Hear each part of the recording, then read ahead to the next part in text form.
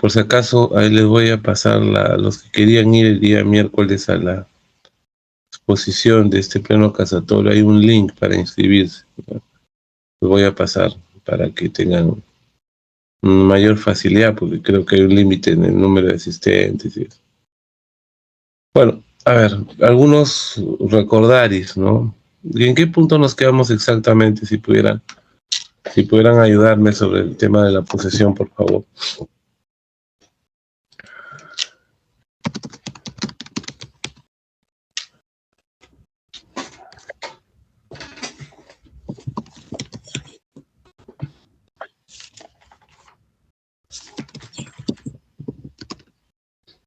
Voy a pasar lista, eso sí, en un rato más, ¿ya?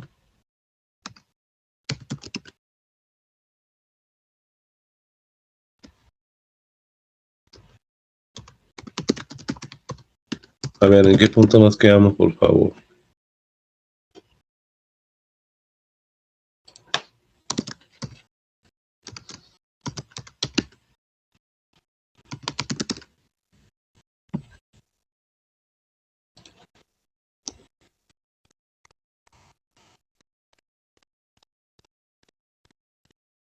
¿No recuerda nadie?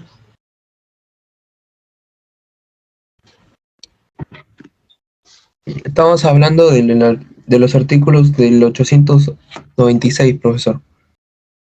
¿Qué dice esos artículos? Del 896 hasta el 98, profesor. Ya, pero ¿sobre qué se trata? Ah,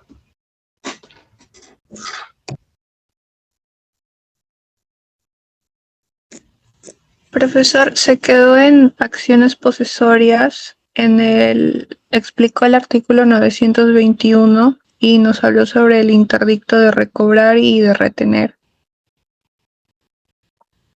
muy bien. Gracias. Vamos a hacer entonces un pequeño recordario sobre esto, ¿no?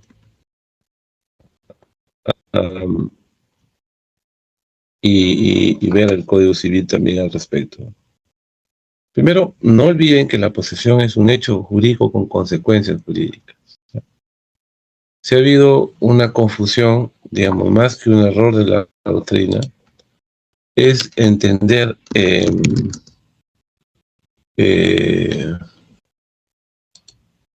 a la posesión como un derecho similar real a la propiedad. Eso ha sido un gravísimo error, digamos, por parte de la doctrina y también de la jurisprudencia nacional, ¿no? No es, pues, lo que se pretende algunos autores decir que la posesión es un derecho igual a la propiedad, ¿no?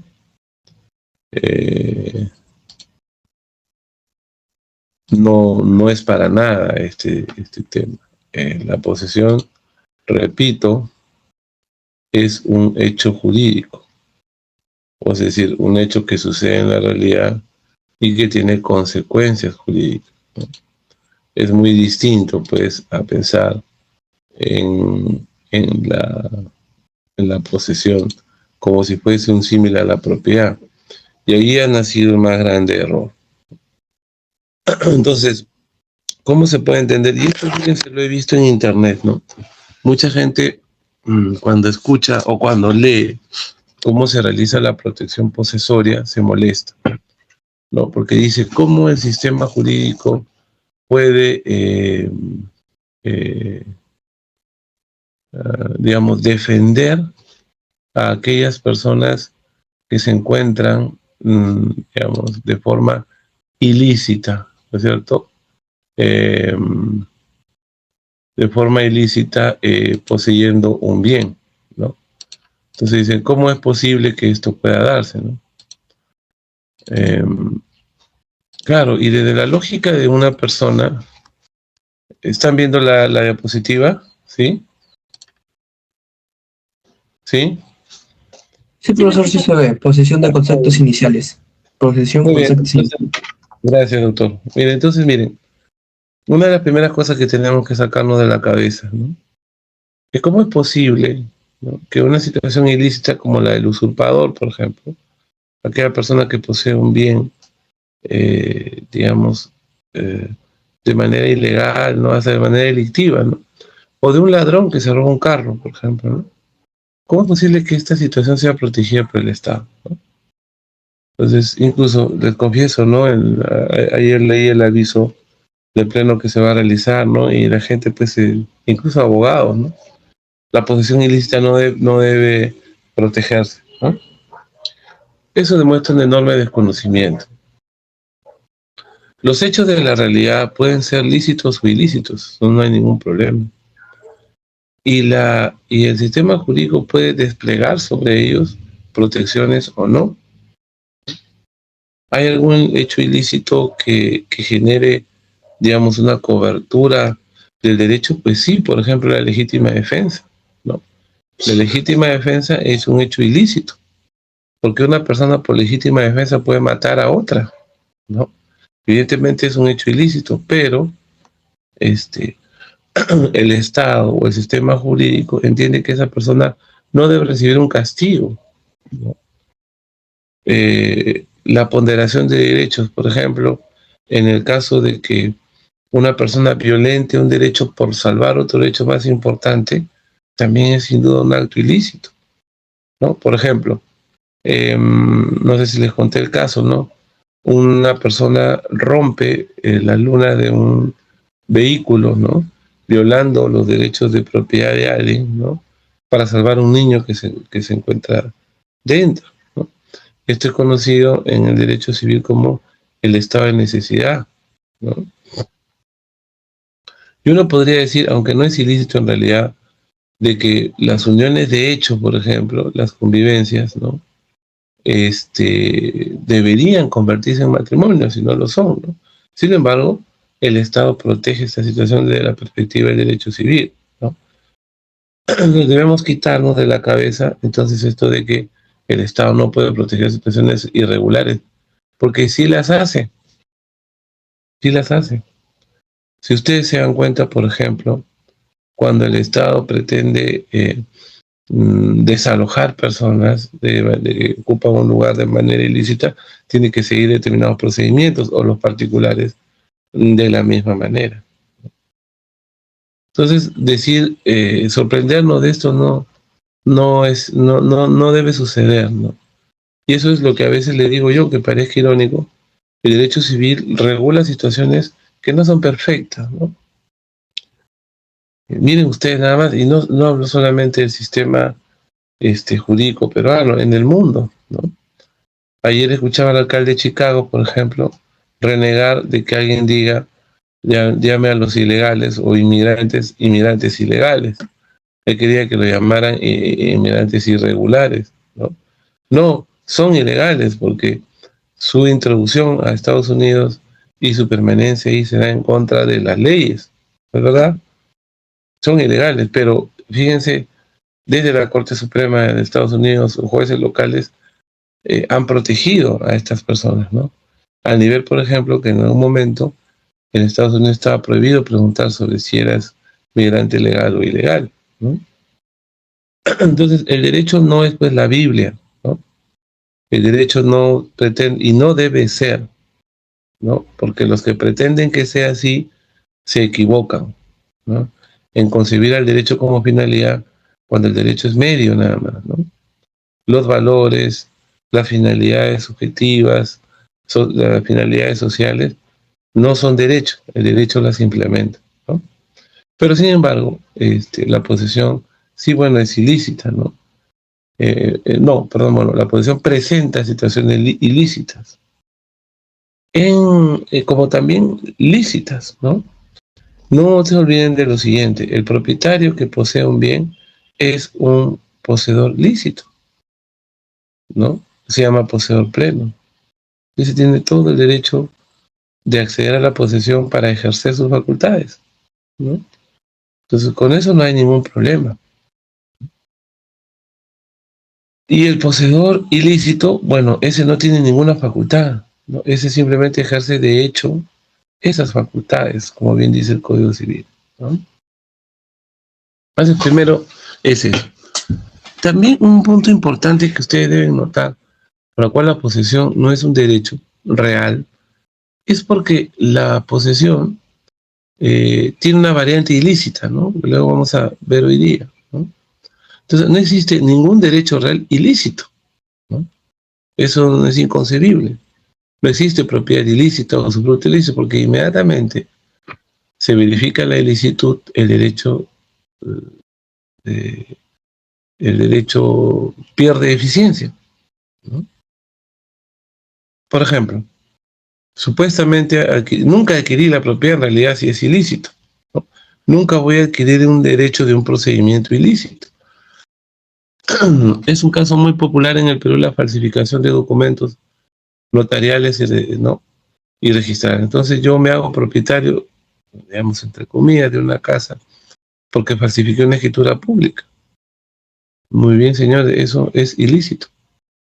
Eso no genera derecho de propiedad, ¿no? Pero, oiga, se quedó 20 años ahí y ahora es propietario. El documento falso no ha generado propiedad, porque es nulo, ¿no? Lo que ha generado propiedad es la permanencia durante 20 años, pese al origen ilícito, ¿no? Entonces, no existen derechos reales ilícitos, por lo tanto la posesión no es un derecho real. Entonces, ¿qué cosa es? Una situación jurídica, ¿no? Primero un hecho jurídico sucede en la realidad que genera una situación jurídica llamada la del poseedor, ¿no?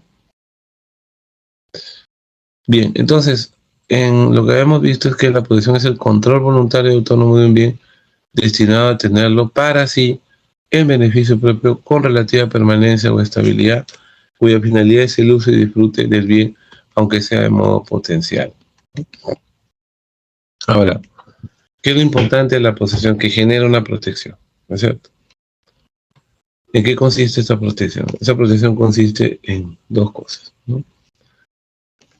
Primero, digamos, lo que la doctrina llama ius possessionis, ¿ya? O derecho de poseer. Es decir, el Estado, el sistema jurídico dice, si tú eres poseedor, debes, debes continuar poseyendo, ¿ya? Oiga, no me están diciendo que soy propietario, no, me están diciendo, si tú eres poseedor, debes continuar poseyendo. Hasta, ¿no es cierto?, que un proceso judicial o proceso jurisdiccional te despoje legítimamente de la posesión. Esto es lo que sería una inmunidad. Nadie puede votarte, en pocas palabras, de un bien sin haber antes desarrollado un procedimiento jurisdiccional, un procedimiento en donde se diga derecho. Y lo segundo es cuando ya estás, digamos, siendo agredido o despojado de la posesión, pues no te queda más que defenderte de eso. Entonces, ahí el sistema jurídico me otorga dos tipos de defensa.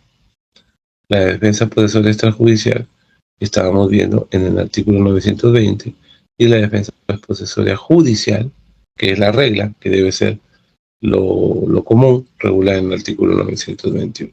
¿Ya? Pero en esta diapositiva aparece otra figura que ustedes también deben atender, que es el ius possidendi. Es decir, ya no el derecho de continuar poseyendo, porque mire, para el ius possessionis se debe partir de una premisa: soy poseedor, entré en posesión y debo continuar poseyendo, y por eso me protege. En el ius possidendi, en cambio, no se habla de que una persona sea poseedora necesariamente, sino que una persona, poseedora o no, tiene un derecho, ¿ya?, de carácter real, mayormente, u obligacional incluso, que le permite poseer una cosa, ¿ya? Y esto es el derecho a poseer, o ius possidendi. Es diferente. El de arriba es de, de A, claro. Pero no tengo el derecho a acceder a la posesión de una cosa porque a mí me place, sino porque tengo un derecho a priori, un derecho previo. Ese derecho, que sí es lícito obviamente, que es real obligacional, lo que me va a permitir es acceder a la posesión. ¿Y por qué? Porque si no accedo a la posesión, ese derecho sería inútil, ¿no? Por ejemplo, un derecho real no podría ejercer las facultades.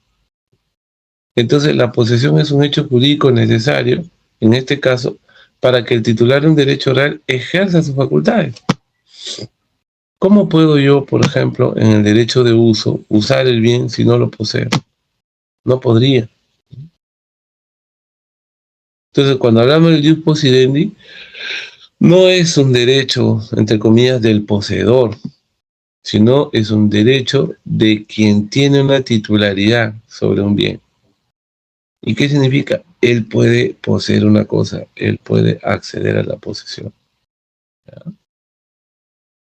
Esto es una de las cosas más inentendibles. Le voy a poner un caso.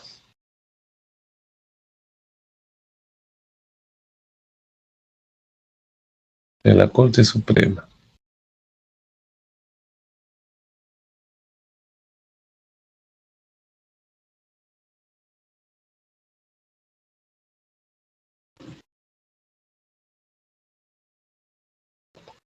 A ver.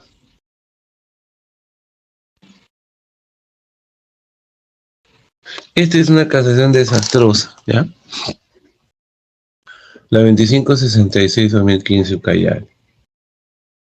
¿Cómo se presenta acá? Acá se presentan dos personas, ¿no?, que dicen ser poseedores y demandan un procedimiento equivocado que se denomina mejor derecho de posesión, porque no existe el mejor derecho de posesión, ¿no?, ya que no pueden haber dos poseedores de un mismo bien al unísono. No puede haber dos, porque la realidad es una, ¿no es cierto? Entonces no puede alguien si A posee el bien, ese nada más posee el bien, ¿no? Entonces, ¿qué es lo que dice acá la sala de una manera absolutamente errónea, ¿no? Dice, no sé si están leyendo, fíjense ustedes, bueno, voy a leer todo en realidad para que lo vean. De la revisión de autos se desprende que Margarita Turbo Valles interpone demanda de mejor derecho de posesión del lote de terreno de 400 metros cuadrados, ubicada en la manzana 12A, lote 1 del distrito Profesor, de... disculpe, lo que está presentando ahora es el PDF, o sea, Sí, eh, digo, el PPT no está presentando el PDF.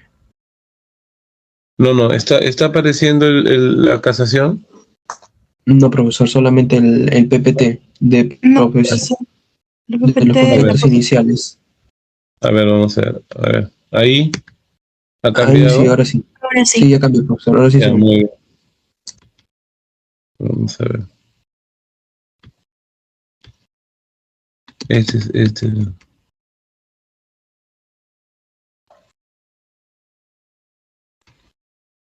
Ya, este es un caso de Ucayali, ¿ya? Y es bueno aprender derecho a partir de lo que sucede, ¿no?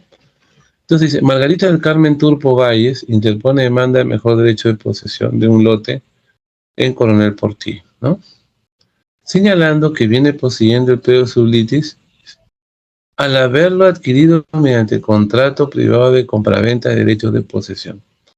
Esa es una barbaridad jurídica que se hace en el Perú a cada rato. ¿Por qué? Porque la posesión no puede ser un objeto de transferencia, ya que no es un derecho. Se transfieren los derechos, ¿no? Entonces un invasor, por ejemplo, invade un terreno y cuando ya se cansa, ¿no?, o quiere irse, no encuentra mejor manera de ganar dinero vendiendo ese predio. Pero no puede venderlo porque lo que en el contrato de compraventa se transfiere es la propiedad del bien, pero acá no hay propiedad. Entonces, ¿qué cosa es estos famosos sesiones de posesión? Otros le llaman, y me parece un nombre más adecuado, traspaso, ¿no? En realidad, el traspaso significa que una persona que es solamente poseedor, ¿no?, permite que otro posea. y además se obliga a no volver a tomar posesión del bien, ¿no? Entonces, no es un contrato de compraventa. Es un contrato, sí, pero de los llamados contratos atípicos, ¿ya? ¿Qué cosa es un contrato atípico? Es un contrato que no está regulado en el Código Civil, pero que sí se practica, ¿no? En el Perú, por ejemplo, hay contratos que no están regulados, pero se practican. Uno de ellos es el sponsor. Es muy común el sponsor en el Perú, ¿no? Otro de ellos es la franquicia.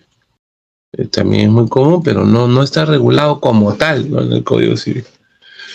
Obviamente el contrato respeta las normas generales del contrato, pero no está regulado como está regulada la compraventa, como está regulado el alquiler, ¿no? Muy bien, entonces estas personas en Ucayali, pues evidentemente esta señora le han hecho una compraventa de posesión y mejoras que en realidad no es una compraventa, ¿no? También la ignorancia de las personas lamentablemente pesa mucho en esto. De 6 de junio de 1999, que dice, habiéndose ausentado de su bien por razones de salud en el año 2005, a su retorno se entera que su bien había sido revertido por abandono, otorgándose tiempo después a la demandada la posesión de su inmueble mediante constancia de posesión, que fue finalmente declarada nula por resolución de alcaldía.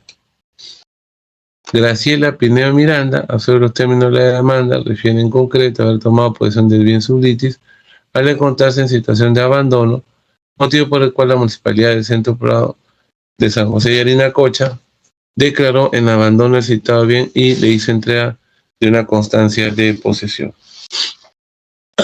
Por sentencia de primera instancia, el juez mixto Yarinacocha de la Corte Superior, mediante resolución tal, amparó la demanda. En consecuencia, declaró su mejor derecho de posesión sobre la parte del predio sublitis, señalando como sustento que en virtud de la resolución de alcaldía tal, se había declarado la nulidad de la constancia de posesión otorgada a favor de la demandada, manteniéndose por consiguiente vigente el contrato de compraventa de derecho de posesión y mejora a favor de la demandante, ¿no? Y acá hay una barbaridad, porque ellos hablan de que el artículo 601, ¿no?, regula el derecho del poseedor a reclamar la defensa de su posesión, caso en el cual la norma le faculta recurrir a un proceso de conocimiento en el que hable de su derecho a la posesión, lo que supone acreditar el título que justifique su derecho, más allá de solo hecho de haberse o no encontrado posesión del inmueble a la fecha del acto perturbatorio o desposesorio, ¿no? ¿Qué pasó acá? Si ustedes se dan cuenta, aquí hay una señora que se llama Margarita Turpo, ¿ya? Esta señora entra en posesión del bien, ¿ya?, por un contrato que en realidad no tiene mucho sentido, ¿no? La posesión, amigos, tiene un valor económico, eso es innegable, y puede ser objeto de contratos, pero no compraventa o contratos relativos a derechos reales. Serían más contratos obligatorios, ¿recuerdan ustedes eso? O sea, un contrato que solo genera obligaciones entre las partes, ¿no? Tú me entregas el bien para yo poseerlo y ya no vuelves nunca más. Son obligaciones, pero no hay derechos sobre eso. Muy bien, esta señora entonces vivía ahí, ¿no? Es una zona muy pobre también de Pucallpa, pero vivía ahí. Y luego que se va, de un motivo de salud se va, ¿no? ¿Y quién entra? Entra la señora Graciela Pineo Miranda. A la señora Graciela Pineda Miranda, que la última que está en posesión, le otorgan una constancia de posesión, ¿cierto? ¿Qué es una constancia de posesión? Es, digamos, la certificación de un mirón, ¿no? O sea, alguna persona de la municipalidad ha ido a comprobar, ¿no?, quién vive en el terreno, quién está ahí, ¿no? Y ha comprobado que vive Graciela Pineda Miranda. Entonces, primera pregunta, doctores. A ver, entre la primera señora, llamada Margarita Turpo Valles, y la segunda señora, llamada Graciela Pineo Miranda, ¿quién está poseyendo el bien?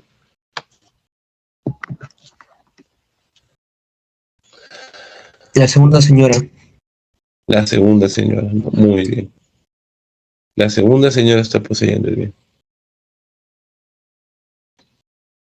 Muy bien. La primera señora, bueno, un contrato, dice que un contrato, compraventa de posesión, que ya sabemos lo débil que es. Y la señora, la segunda en posesión del bien.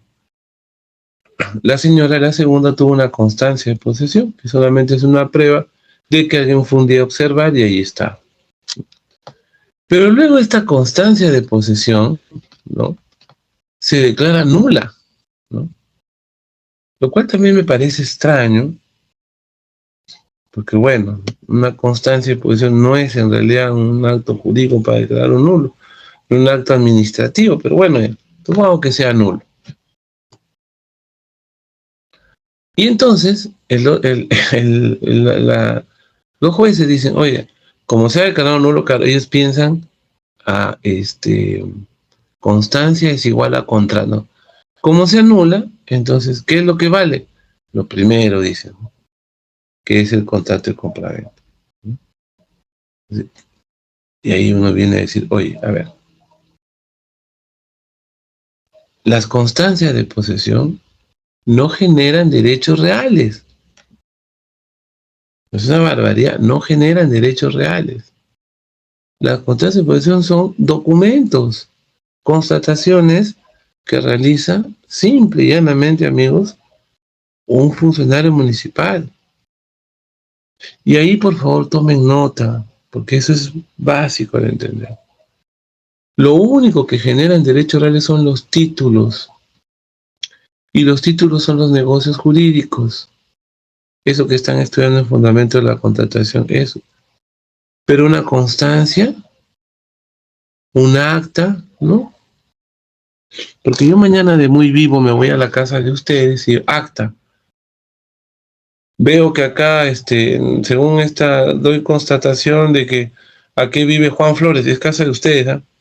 Y que es el poseedor y me voy. Pues es una mentira. O sea, no se genera ningún derecho con estos documentos simples. La otra señora presenta un contrato, la primera, que no tiene ningún efecto real, porque la posesión, al no ser no genera ningún derecho. La sala, ¿a quién debió hacer permanecer en posesión? ¿A la primera señora o a la segunda señora?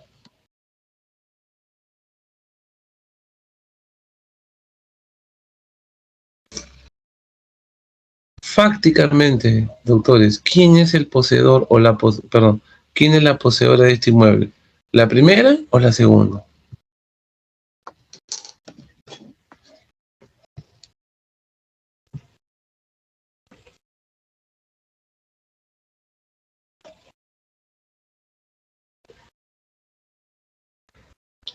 Prácticamente lo primero. Bueno, La primera se fue por motivo de salud. Mire usted acá. La señora dice acá, ¿no?, que vino sentado por razones de salud. Del 2005 se fue, ¿eh? ¿Ya? Y la otra señora llegó luego, ¿no?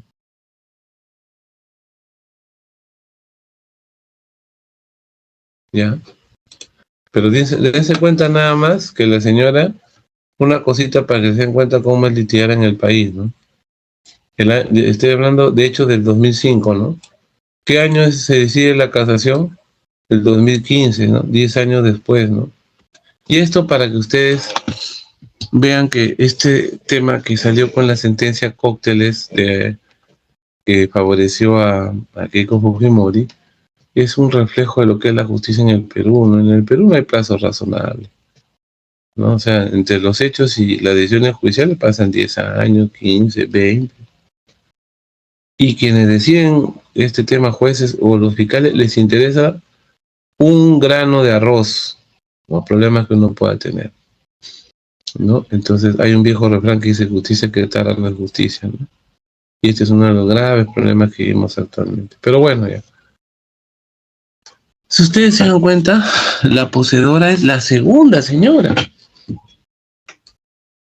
Y acá lo que vale es proteger al poseedor, no proteger a otro. Pero acá hay un sinsentido de la sala. Señores, Ustedes están peleando quién debe poseer ya. A ver, ¿este posee en virtud de algún derecho? No. Le hicieron un traspaso de posesión ya. ¿Y este posee en virtud de algún derecho? Tampoco. ¿Por qué? Porque simplemente recibió el bien por una constancia de posesión que, o en todo caso, ocupó el bien y luego hubo una constancia, ¿no? Entonces, estamos hablando de dos poseedores ilegítimos, pero ¿quién es el que ahorita está poseyendo el último?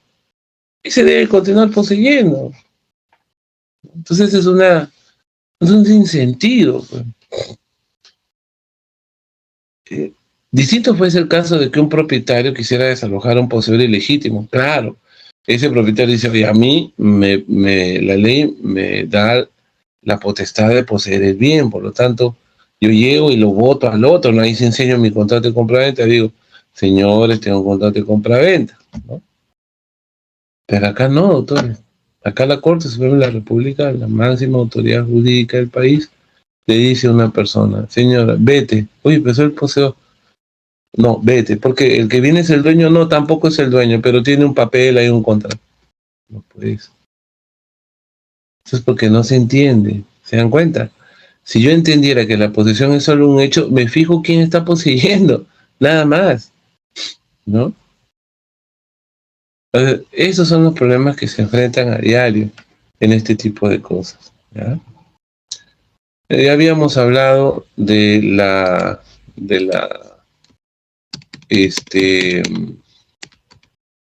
le digo una cosa, las constancias de posesión no pueden ser considerados títulos, pues ella no constituye o hace nacer un derecho ni lo prueba. Un título en materia de posesión es un acto jurídico, un negocio jurídico, cuyos efectos hacen que la posesión ejercida en la realidad sea acorde a derecho y por lo tanto legítima. Las constancias de posesión solo son una prueba más de que alguien viene poseyendo, como una fotografía, un video, etc.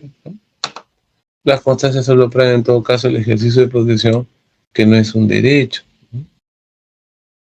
Entonces, ¿qué es lo que se pasa ahorita? Se están iniciando acciones de falsos poseedores amparados en constancia de posesión, contrato de compraventa de posesión, que pretenden obtener el control de bien en perjuicio de verdaderos poseedores que se ven protegidos por el sistema. Eso me pasa a mí, yo tengo un cliente en Punta Hermosa. El señor vive 10 años, es un poseedor que quiere plantear su prescripción. ¿Puede hacerlo? No lo puede hacer. ¿Por qué? Porque a un vivo se le ocurrió hacer un contrato de transferencia de posesión, ¿no? Y ya está. Y el juez dice, no, es como él tiene el título. No, señor. No, el título, y acuérdense esto porque esto viene para el examen, no es el papel.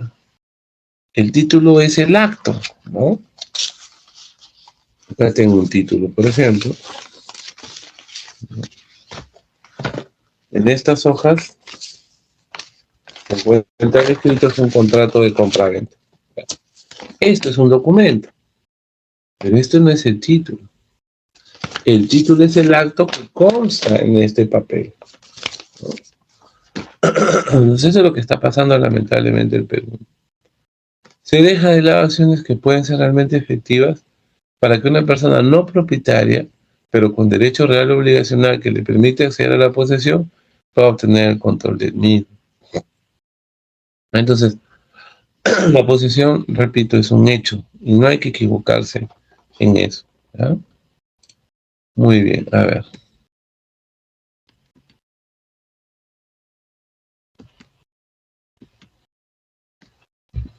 Esto es muy importante. A ver. Yo les dije que una persona no puede defenderse extrajudicialmente cuando se pretende o cuando se le pretende despojar del bien, ¿no? Esto lo regula el artículo 920 del Código Civil. Pero que lamentablemente había una deformación porque también esta facultad de digamos, recuperar el bien sin proceso se la estaban dando al propietario. Al poseedor, miren, tiene cierta lógica. No cierta, tiene bastante lógica. Y tiene lógica, ¿por qué, amigos? Porque el poseedor pues está en una situación de hecho y la protección que le ofrece el sistema es que lo saquen del bien, pero con un proceso judicial, ¿no? Entonces, Es lo lógico, pero un propietario que no es poseedor debe recurrir al Poder Judicial para recuperar la posesión del bien. Pero según el artículo 920 ya no es necesario esto, ¿no? Acá está el tema, ¿no? La defensa posesoria, ¿no? Entonces, él puede, un propietario también claro, de un predio sin construcción o en proceso de construcción, puede, lamentablemente, ¿no? Y esto lo repito, lamentablemente, recuperar, ¿no? un predio contra aquel que esté ocupándolo, ¿no? Y con el apoyo de la Policía Nacional y con el apoyo del Serenado, ¿no? Y aparte que contra el propietario, lo dice la última parte del 920, ¿no? No cabe esta defensa posesoria extrajudicial. Entonces, como le dije, el pobre poseedor pues se la tiene que aguantar, ¿no? Si el propietario del bien quiere recuperar a la fuerza el bien, ¿no? Eso es contrario al sistema. Pero peor es con el Estado. Porque si ustedes ocupan un predio de propiedad del Estado, ¿no? Esto es peor, porque ni siquiera pueden plantear interdicto, ¿no? El Estado hace lo que quiere, no tiene unos poderes sobrenaturales sobre las cosas. Y yo soy muy crítico en eso, porque ciertamente yo soy un liberal y no me gusta y de hecho por eso me gusta el derecho civil, ¿no? Pero no me gusta para nada que se esté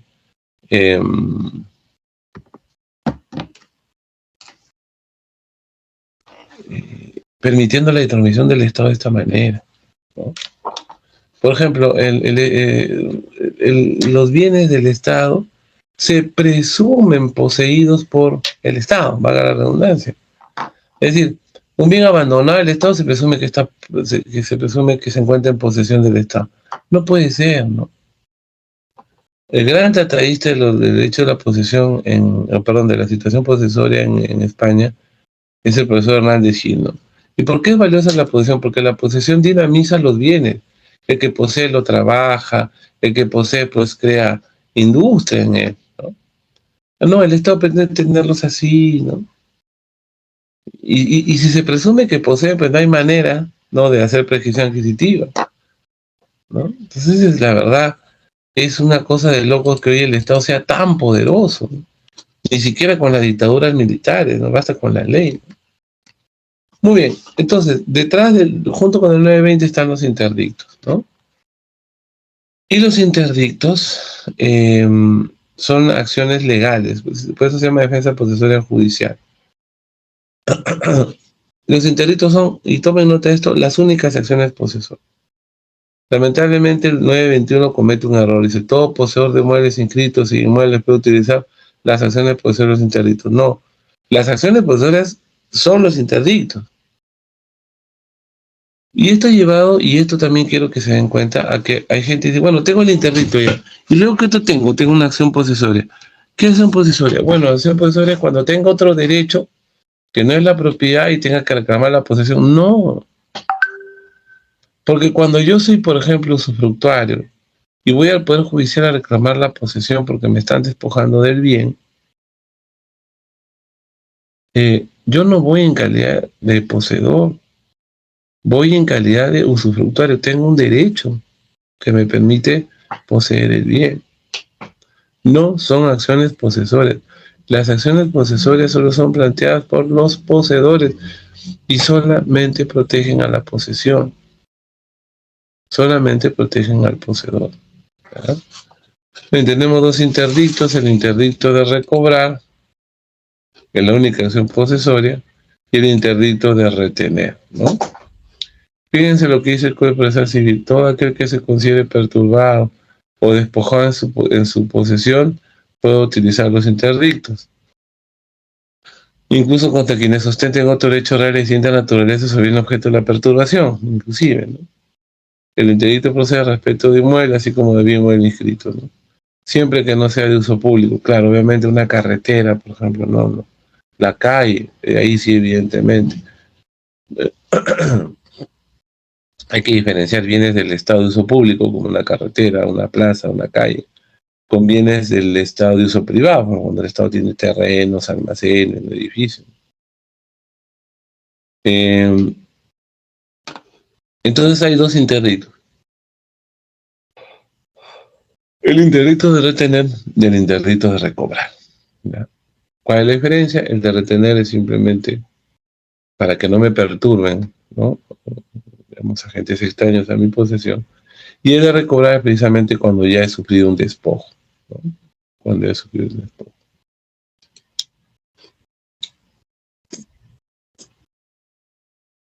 Por eso dice acá, el interdicto de retener, artículo 606, procede cuando el poseedor es perturbado en su posesión.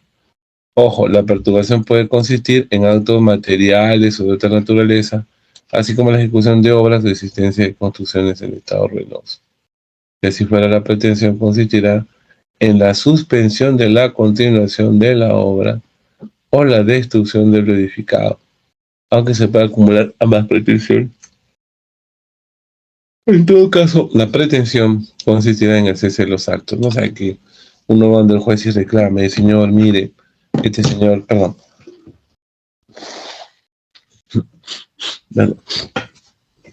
Este señor ha puesto una máquina que está al lado de mi casa y que todo el día la hace temblar. No se puede. Entonces tiene que cesar los actos, ¿no? Muy bien. Entonces tenemos esa protección extrajudicial y judicial, ¿ya? ¿Por qué se protege a la posesión? También podría ser una pregunta válida, ¿no? ¿Por qué se protege a la posesión? Y básicamente la respuesta se basa en dos cosas, ¿no? La posesión se protege por dos razones. Primero, porque, a ver, vamos a ver, esto es...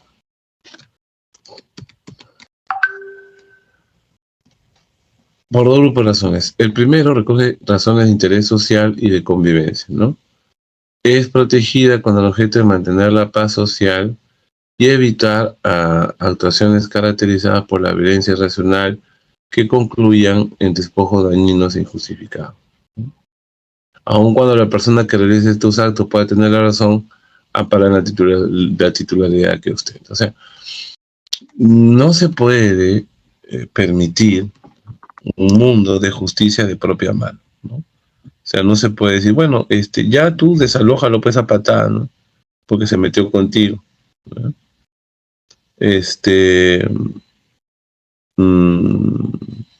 O tú mismo puedes meterle un palazo, ¿no? Eso no se puede hacer, ¿no? No, sería pues una vía de salvajismo, ¿no? Entonces, quien dispone finalmente de la desposesión es el Estado. Es el Estado. Y se prescinde de la temida toma de justicia por propia mano, lo cual nos devuelve socialmente a los estadios primitivos, ¿no? Pero además, la posesión es, en cierta manera, la exteriorización de la propiedad, ¿ya? Es decir, si yo protejo la posesión, ciertamente estoy protegiendo a la propiedad. Porque la posesión es un síntoma de propiedad. Si yo poseo, es altamente probable que yo sea propietario. Basta ver los bienes muebles. En los bienes muebles la presunción funciona muy bien. Basta nada más en los bienes muebles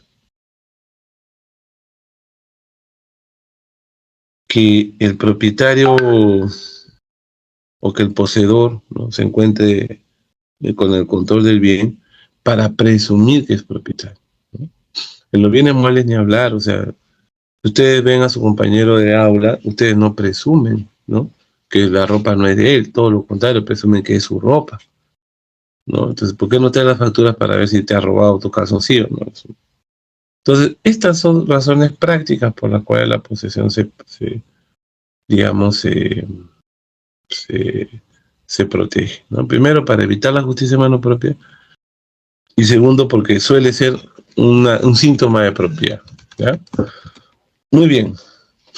Vamos a estudiar Vamos a hacer un pequeño break. La verdad es un poco difícil con con uno está enfermo, pero vamos a darle el mayor esfuerzo.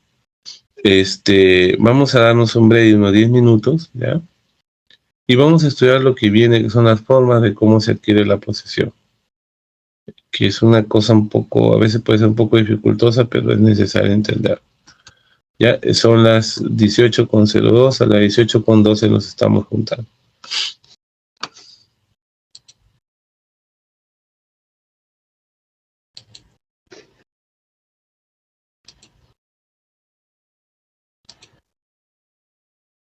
¿Cómo es que se adquiere la posesión?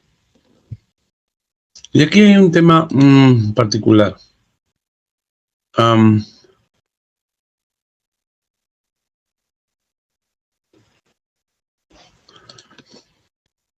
Lo que se adquiere siempre son los derechos, ¿no? Como he repetido, tal vez hasta la saciedad.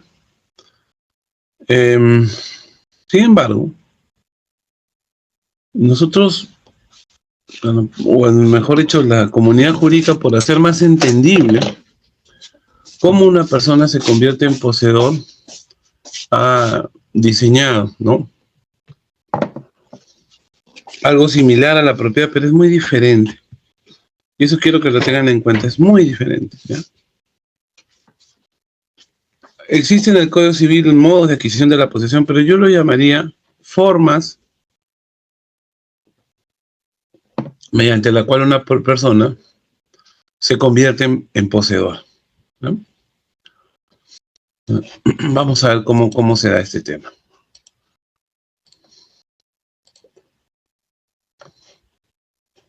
A ver. ¿Están viendo la diapositiva roja? ¿Sí? No, profesor. ¿No? A ver, vamos a ver. No, profesor. Se ve. ¿Ahí están viendo?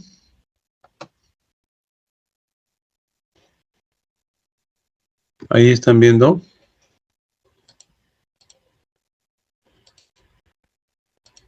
Ahora sí. Sí, ahora Sí, sí. profesor, ya se ve. Debe ser. A ver.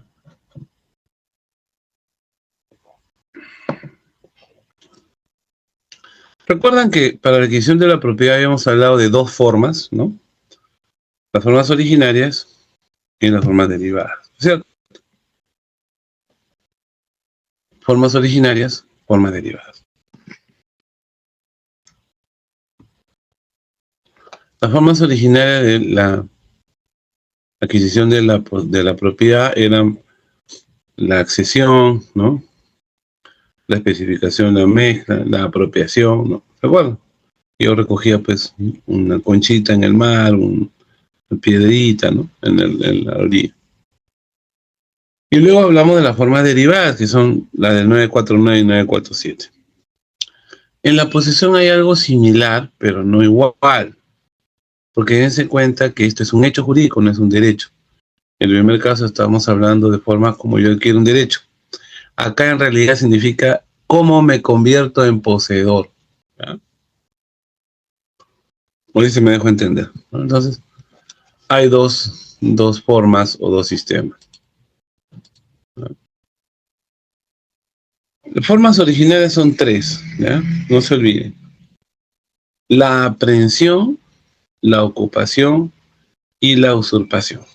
Me voy a detener en las tres. La aprehensión es la manera como yo me convierto en poseedor porque aprehendo, en hendidura, ¿no? Piensen en el bowling, ¿no? O en cómo yo meto los dedos dentro de los agujeritos de las bolas, ¿no? O sea, tomar, coger, ¿no?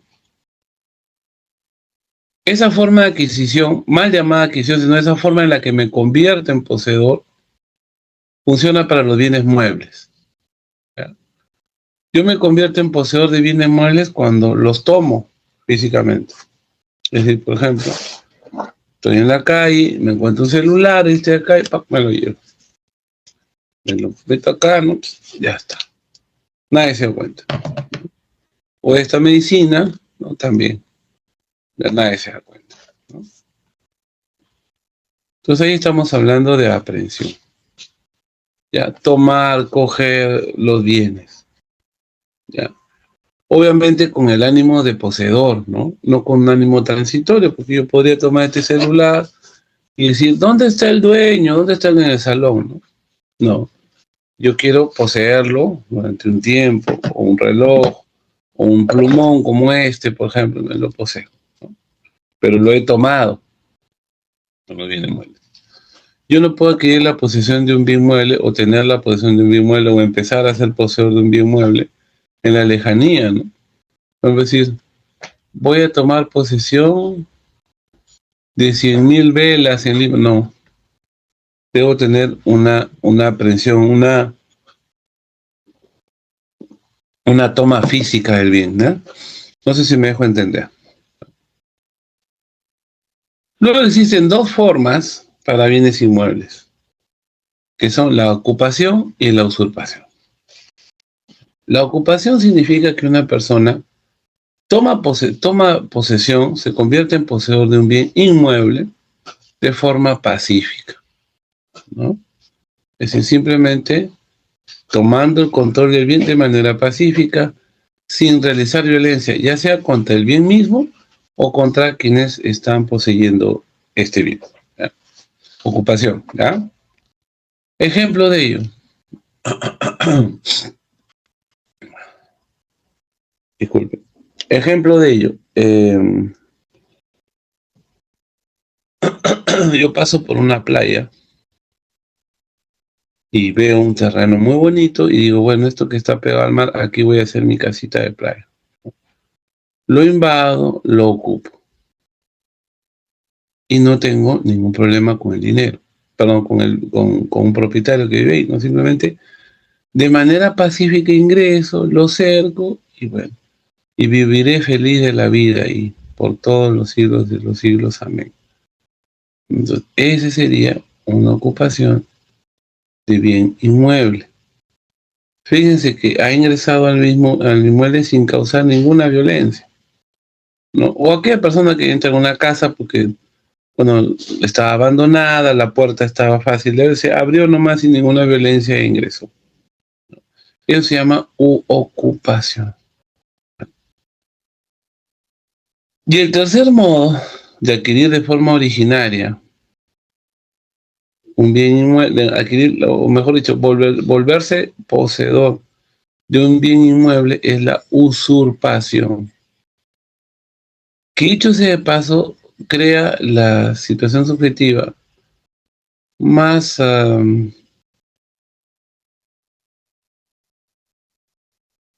compleja,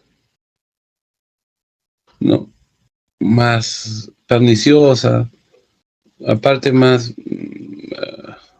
censurable, ¿no? Que es el caso de aquella persona que utilizando la violencia, ya sea contra el bien o contra quien está en posesión del bien, ingresa violentamente a este y toma posesión de él. Ahí estamos hablando de usurpación, ¿ya? El usurpador, y eso lo vemos todos los días, es aquella persona que utiliza la violencia, ingresa violentamente a un bien, ya sea contra el bien, por ejemplo, rompe puertas y ventanas, ¿no? Las invasiones rompe puertas y ventanas, o desaloja violentamente a personas que habitan ese bien. Entonces ahí estamos hablando de usurpación. La usurpación es de tal nivel, amigos, que es un delito, ¿no? Sin embargo, pese a que es un delito, eso no es impedimento para que la usurpación convierta a una persona en poseedora del bien, ¿no? Puede haber un mandato de la justicia penal, por ejemplo, que por usurpación le diga al usurpador, váyase, ¿no? Entonces ya pierde la calidad de poseedor, o no debería seguir poseyendo, ¿no? Pero el usurpador es poseedor. Y eso lo hemos visto en las invasiones, ¿no? A ver, miren ustedes. Miren esto. Esta es usurpación, ¿no? Está entrando con todos unos terrenos. Está practicando violencia sobre las personas que habitan ese predio, ¿no? Entonces ellos llegan y son usurpadores. Y a partir de ahí tienen el control de bien porque, digamos, ganaron la batalla campal, ¿no? Muy bien. Entonces, repito, y no se vayan a olvidar, y en resumidas cuentas, las formas originarias de cómo me convierto en poseedor se dividen en dos, ¿no?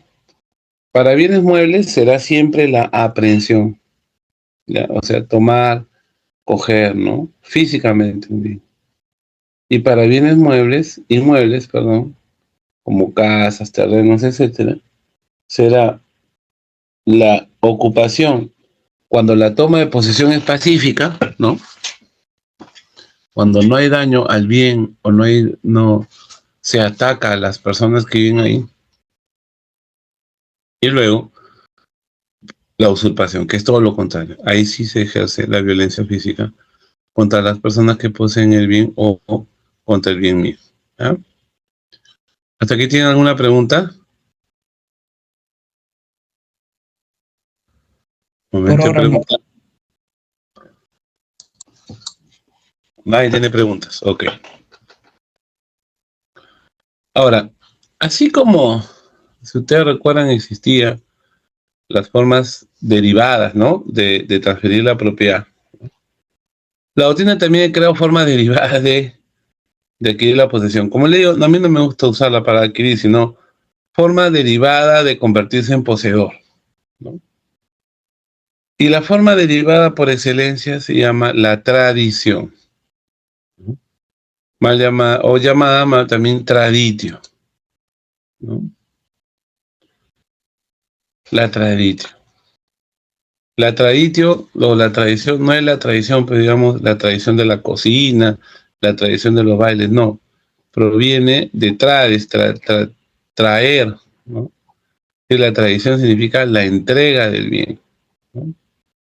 El artículo 901 del Código Civil, perdón, dice: la tradición se realiza, ojo, mediante la entrega del bien, ojo, a quien deba recibirlo, ¿no? O a la persona designada por ello, por la ley y con las formalidades que se establece. Es decir, la tradición es la entrega del bien, la entrega física del bien.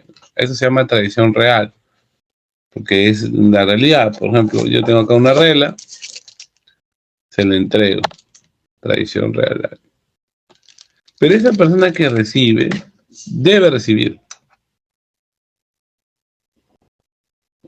Es decir, no es la entrega cualquiera, no es la entrega por un error, y no es la entrega a quien debe recibirla. Quiere decir, debe recibirla, es que había un deber de entregarla y un derecho de recibirla, ¿ya? A ver, una vez les conté, ¿no? Por internet se compra una computadora o una laptop y el distribuidor la lleva a la casa de la familia Pérez, ¿ya? Llega el repartidor y entrega, porque así, por error, a quien no la había comprado, es un hermano mellizo, un hermano gemelo, un hermano idéntico, pues, ¿no? Y le entrega la laptop, ¿no? Y él la recibe porque, bueno, a caballo regalado no se le mide el diente, así lo recibe. ¿Ha habido traición? No, no ha habido traición, porque el bien fue entregado no a quien debía haber sido entregado, no a quien debía recibirlo. Entonces ahí ha habido un error. Así no digamos, no se puede o no puede operar, ¿no? O sea, debe alguien recibir. ¿Y dónde nace el deber de entregar un bien y el derecho a recibirlo? Pues evidentemente en los contratos, ¿no? Lo cual no quiere decir el Código Civil que la tradición real es en realidad una tradición que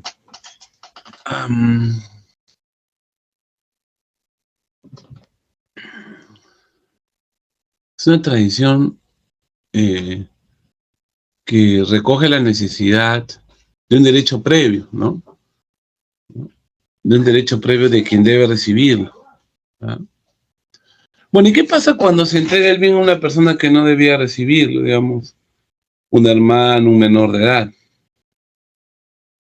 Muy bien, cuando pasa eso, en realidad, miren, autores, no ha habido tradición. La persona tiene el bien, sí, bueno, podrá convertirse en poseedor, pero no mediante tradición. No es poseedor por la tradición. ¿Ya? Muy bien, esta es la tradición real. Ahora, ¿qué pasa? En el mundo, no siempre se puede entregar un bien, digamos, de manera directa, como la tradición real. No siempre.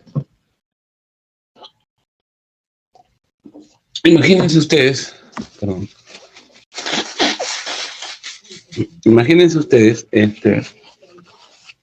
¿cómo sería la entrega, por ejemplo, si ustedes importan 1.000.000 de case para celular, ¿no? 1.000.000 de chips, ¿no?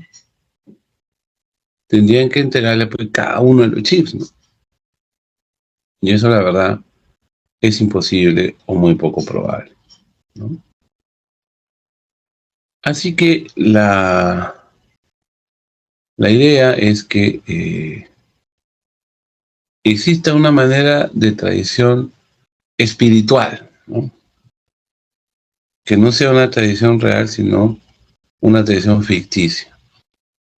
Y así también lo establece el Código Civil. En la tradición simbólica o ficticia no hay desplazamiento ni entrega material. El primer ejemplo de eso es lo que se llama tradición ficta, artículo 902, ¿no? En esta tradición solamente lo que sucede es un cambio de estatus. Les voy a explicar. A ver, una persona es inquilina, ¿no? Y luego compra el bien. Evidentemente, si ya vive ahí, no tienen que entregarle el bien, solo que su título cambie. Vamos a ver qué dice el código. Tradición breve y mano, artículo 902. Primer tipo de traducción ficta. Consiste en que el poseedor inmediato, o sea, un inquilino, por ejemplo, el propietario de una casa, renuncia a su señorío. Y el poseedor inmediato, o sea, el inquilino, por ejemplo, cambia su condición posesoria, convirtiéndose en exclusivo. El poseedor, a título de dueño, hace una renuncia en beneficio del poseedor al título de no dueño. La modificación del título posesorio es de menos a más, ¿no? Por ejemplo, el arrendatario que compra la casa que ya viene poseyendo. Entonces, la tradición breve y mano se utiliza de menos a más. Cuando alguien que tiene un poder menor adquiere alguno mayor, entonces ya no tiene necesidad de entregarse, pues, ¿no? Sería ridículo que alguien se entregara, ¿no? Desposeer para entregarnos sería algo tonto, ¿no? Entonces, esa es la tradición breve y mano. Cuando cambia la condición de posesoria de menos a más de una persona, ¿no? Comenzó como inquilino, ¿no es cierto? Y terminó como propietario. Esa es la tradición ficta a breve y mano. Ahora, hay otra tradición ficta llamada, a ver, la constituto posesoria. Acá no nos deja ver acá. Constituto posesorio. ¿Están viendo la diapositiva de esto? Constituto posesorio.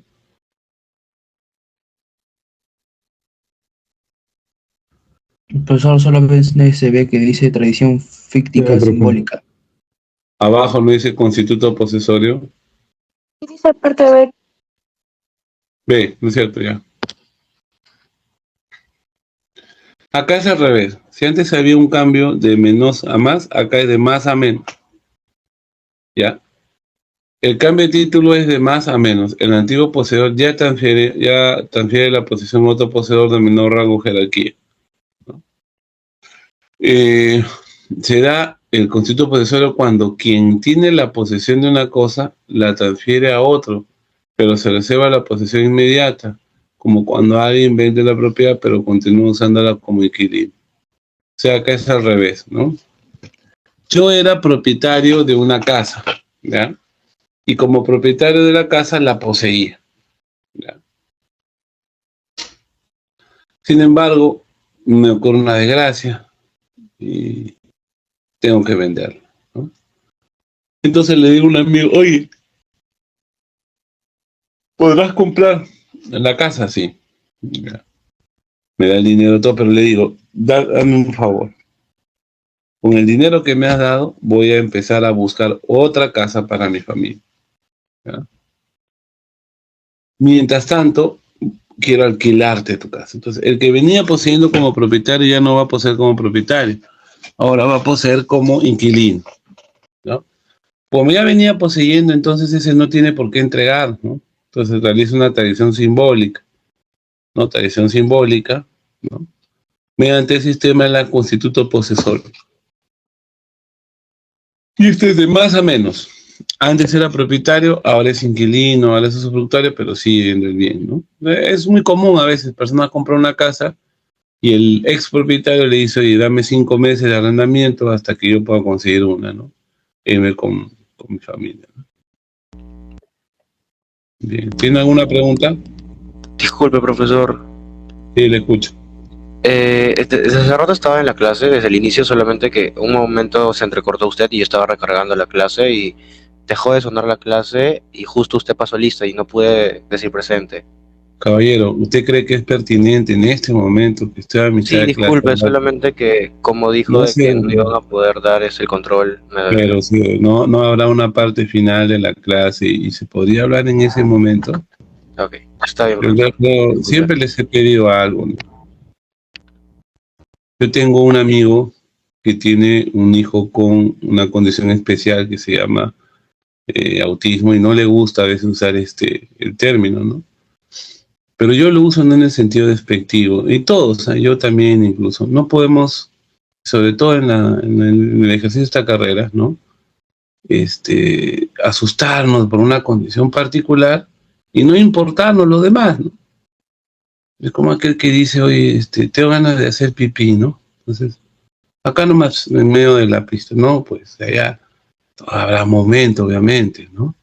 Estoy hablando de esta tradición acá, ¿no? No solamente es un poquito de mal gusto también, ¿no? Hay que tener siempre un poquito de pertinencia. No digamos, actuar con un autismo, no como la condición especial, sino, digamos, en el sentido de que yo no percibo a los demás, ¿no? O sea, yo quiero esto, ¿no? Obviamente habrá un tiempo para eso, y cuando acabe la clase y empiece. Imagínense ustedes, si no, pues imagínense, yo estoy en el juzgado, hay una audiencia. Le digo, señor, ¿así qué pasa? Quiero cambiarme de pantalón porque me está picando Entonces uno como queda, ¿no? Hay que tener, el profesor no es loco, pues, ¿no? Para decir, no, más de una oportunidad de ser demostrado, les he dicho, no me manejo por la irracionalidad, ni soy sargento, nada, ¿no? Esto no es mano militar, y sí podría ser si estuviéramos pues en un colegio militar, un cuartel. Así que yo les ruego este tipo de intervenciones que no se den, porque no tienen sentido, ¿no? Ya hay tiempo al final, bueno, cuando se acabó la clase, ahí sí, disculpe, ya esto. Por Roberto. Pero déjeme decirle que es muy típico de su generación. Cada generación es distinta, ¿no? No es ni menos, ni más, ni mejor, ni peor, ¿no? Pero sí cada generación es muy diferente, ¿no? Yo era muy reservado en esperar el momento, como muchos de mi generación, pero ustedes tienen siempre esa ansiedad, ¿no? Por las cosas. Hay que controlarlas, sobre todo en esta carrera. No, con esto no quiere decir, no, ya no le voy a pasar lista. Claro que sí, no hay ningún problema. Pero siempre hay que aprender esa ponderación, ¿no? Ese saber entrar en el momento preciso. Cuando uno baila, ¿no? Tiene que llevar un ritmo, ¿no? Uno no entra en un salsódromo a bailar guayno, ¿no? Cada uno tiene sus pasos, su forma de ser. Bien, a ver. Entonces, ya habíamos hablado de esa tradición ficticia, tiene una primera manifestación en el artículo 902, que es la tradición brevi manu, y luego venía el constituto posesorio. Luego hay otro tipo de tradición, que es una tradición simbólica, cuando el bien está en poder de un tercero, ¿no? Entonces, ahí sucede, o hay casos en el que, por ejemplo, el bien está en un almacén, ¿no? O se lo hemos dado a un tercero para que lo cuiden, ¿no? Porque, bueno, es muy delicado y eso. Entonces, ahí estamos ya en otro tema, ¿no? ¿Cómo, si el bien está en manos de un tercero, cómo hacemos, no? Porque no tendría sentido, perdón, que el bien esté en manos de un tercero y tener que yo solicitar el bien y luego entregárselo a la persona, ¿no? Imagínate, le venda un bien porque está en un almacén, ¿no? Entonces ocurre una tradición ficta por la cual yo ya no te voy a entregar el bien, sino tú lo vas a recoger allá, ¿no? Entonces, con la comunicación de que alguien lo tiene, un tercero, ocurre la tradición. Es una tradición ficticia, es una tradición meramente, ¿cómo les explico? Simbólica, es una tradición, no es real, ¿no? No es real. Lúdica, ¿no? Es una tradición que simplemente simula ser una tradición real, ¿no? Entonces, cuando el bien está en poder del tercero, basta como la comunicación de que el bien pues está en posesión de él, ¿no? Para que exista la tradición o la entrega, ¿no? Luego hay una tradición documental regulada en el artículo 100 o 903 del Código Civil. ¿Esto qué tiene que ver? Disculpe si están viendo la diapositiva, ¿la están viendo? ¿Sí? Sí, profesor. Muy bien. Pero sí se ve la dispositiva, profesor. La tradición documental, ¿qué significa? Yo hago la entrega del bien no mediante la entrega de las cosas, sino mediante la entrega de documentos, ¿ya? Por ejemplo, los certificados de depósito o warrants, ¿no es cierto? Los documentos de embarque, ¿no? O sea, cuando llega pues un barco, ¿no? Con 1000 piezas de, no sé, pues, numerales piezas vamos a ver, de tornillos, ¿no? Millones, ¿no? Que yo he importado. Pues bien, ahí me basta. O sea, ¿cómo ocurre esa transferencia, esa tradición? Sería un despropósito, pues, que yo estuviera entregando tornillo por tornillo, ¿no? Entonces, lo que se hace es que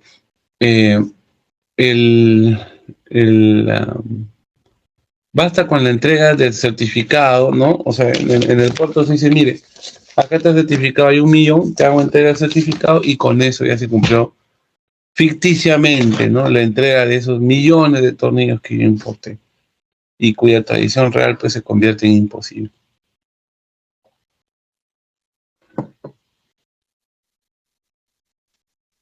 Luego hay otro tipo de tradición regular en el Código Civil, la tradición simbólica en sentido estricto.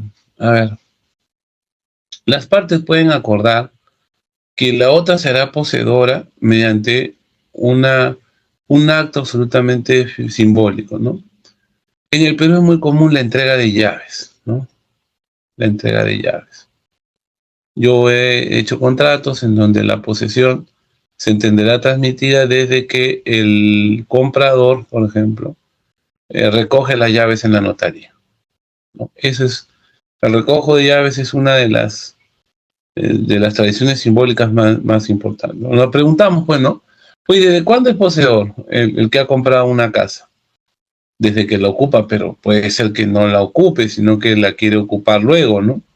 Pero así vamos a estar, espere y espere que se decía, ¿no? Entonces se dice, bueno, que tome que recoja el juego de llaves de la casa que he dejado en la notaría X, y a partir que se le entreguen, ahí ya se le considera poseedor, ¿verdad? La tradición longa mano es una tradición de poner a disposición, ¿no? Es más o menos como el poder en tercero, ¿no? Oye, anda, recoge a tal lugar, ¿no? Y a partir de ahí se entiende de que eso tiene que acordarse, ¿no? Poner a disposición de alguien también es como si ya se hubiese entregado la posesión. Y luego hay un tipo de tradición hereditaria que la pueden encontrar en el artículo 600, que es cuando se da un proceso de sucesión, ¿no? Testada o intestada, ¿no? Artículo 600 del Código Civil. A ver, en resumidas cuentas, entonces tenemos dos tipos de formas por las cuales una persona se puede convertir en poseedor. Ya. La primera forma por la cual una persona se puede convertir en poseedor es la forma originaria, ¿no? ¿De qué estamos hablando cuando hablamos de forma originaria? Estamos hablando de maneras por las cuales una persona se puede hacer poseedor, ¿no? Sin necesidad de que otro participe ya en este fenómeno, ya. Entonces, uno de ellos es tomando el bienes muebles, aprehensión, ¿ya? Y luego para bienes inmuebles hay dos: la ocupación pacífica de un inmueble, ¿no? Sin hacerle daño a nadie y tampoco sin dañar el bien, o la usurpación, que es con violencia y no. Violencia es el bien, violencia es las personas que poseían el inmueble, ¿ya? En aprehensión, ocupación y usurpación, dicen cuenta que alguien actúa de mutuo propio.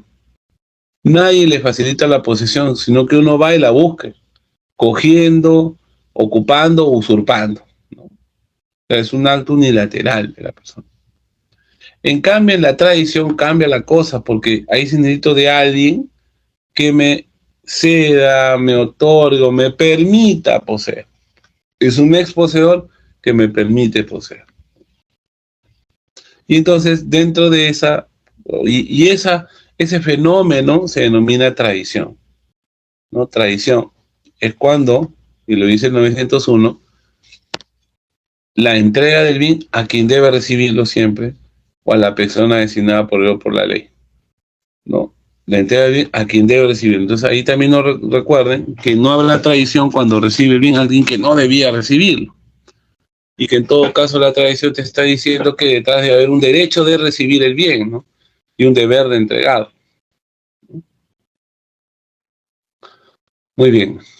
Entonces, esa es la tradición, digamos, real, ¿no? En la que se entrega. La tradición real es la entrega física, toma, ¿no? El bien de un vaso, de un celular, etcétera, etcétera, ¿no? Luego hay una tradición ficticia, ¿no? Porque hay situaciones jurídicas o hay situaciones de la realidad que así lo merecen, lo establecen, lo regulan. Y tenemos como tradición ficta, lo recoge el artículo 902, la tradición brevi manu, que acuérdense que es un cambio de título posesorio de menor a mayor, ¿no?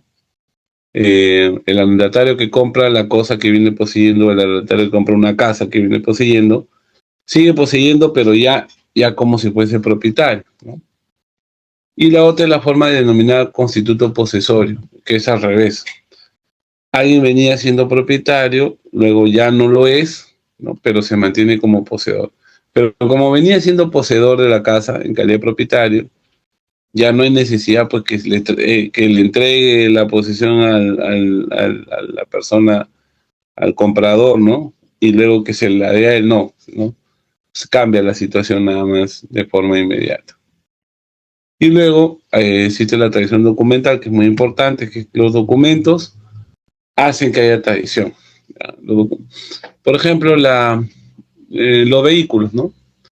El acta notarial de transferencia vehicular supone la transferencia de la posesión del bien, con lo que se cumpliría el artículo 947, ¿no? El acta de transferencia vehicular, ¿no? Quiere decir que esa acta simboliza la tradición, ¿no? Pero el ejemplo más palpable son los certificados de depósito, que dije, los guardo, ¿claro?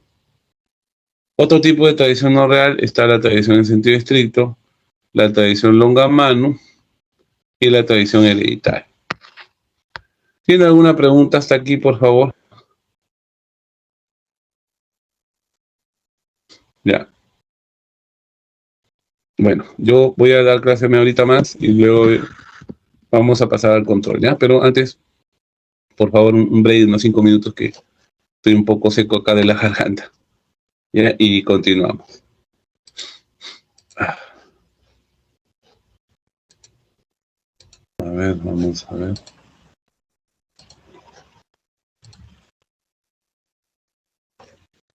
Vamos al Código Civil.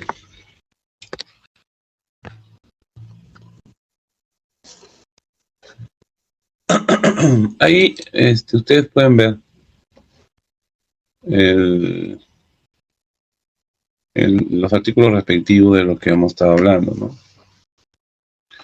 Dice el artículo 900, la posesión se adquiere por la tradición salvo los casos de adquisición originaria que establece la ley. Luego, la tradición se realiza mediante la entrega del bien a quien debe recibirlo. O sea, a ver, primero, la posesión se adquiere por la tradición, o sea, la entrega, salvo los casos de adquisición originaria que establece la ley, que son 3, ¿no? Que son, para bienes inmuebles, la aprehensión, y para inmuebles, la ocupación y la usurpación, ¿no? La aprehensión con ánimo domini es apropiación, acuérdense de eso. O sea, si yo cojo, por ejemplo, cojo una piedrita de mar, ¿no? Del río, no tengo, pero con ánimo de dueño ya me convierto según la apropiación, ¿no? Forma de adquisición de la propiedad. Pero si la tomo con ánimo de poseerla por un momento, o un bien, ¿no? Con ánimo de poseerlo por un tiempo, nada más. Perdón. Entonces estaría ante la aprehensión, nada más. Muy bien, y explica el artículo 901 que es la tradición. Se realiza mediante la entrega del bien a quien debe recibir. Entonces, perdón, hay una obligación legal, ¿no? Hay una obligación legal. Y hay un derecho de quien debe recibirlo y una obligación de quien debe entregarlo. Es muy importante eso. El artículo 902 establece las tradiciones. Le llaman sucedáneo de la tradición a las tradiciones ficticias, ¿no? Cuando cambia el título posesor de quien está poseyendo, esa es la que le dije, ¿no? Breve y mano y constituto posesorio. Y en el punto 2, cuando se transfiere el bien que está en poder de un tercero, ¿no? Cuando el bien lo tiene pues un almacenero o un depositario. En este caso, dice la ley, la tradición produce efecto en cuanto al tercero solo de que es comunicada por escrito. O sea, por ejemplo, si alguien adquiere el bien y yo tengo que comunicarle por escrito y el bien está allá, ¿no? En tal almacén y ya. El tercero lo asume, ¿no? Luego está la tradición documental, que es un tipo también de tradición ficticia, porque se realiza mediante documentos. Tratándose de artículos en viaje sujetos al régimen de almacenes generales, la tradición se realiza por la entrega de los documentos destinados a recoger. Warrants, certificados de depósito, certificados de embarque. Y luego, copien este artículo 904, que es aparte. Dice. No tiene nada que ver con esto. Es un artículo que dice, se conserva la posesión aunque su ejercicio esté impedido por hechos de naturaleza pasajera. Muy, pero muy importante este artículo. Artículo 904, conservación de la posesión. ¿Ah? Muy bien. Ahora vamos a avanzar con la clase de posesión y sus efectos. Vamos a referirnos a la posesión mediata e inmediata, a la posesión legítima e ilegítima. ¿Ya? No vamos a entrar todavía a la posesión precaria. A ver, vamos acá ya.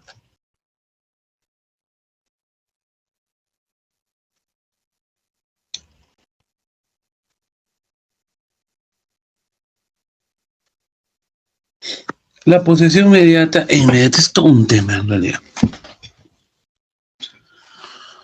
Esta duplicidad de posesiones es muy particular porque permite considerar a dos personas de manera simultánea propietarias del bien, poseedoras de un bien.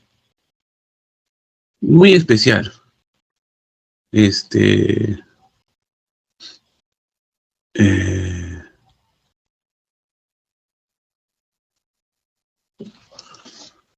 Es muy especial, miren.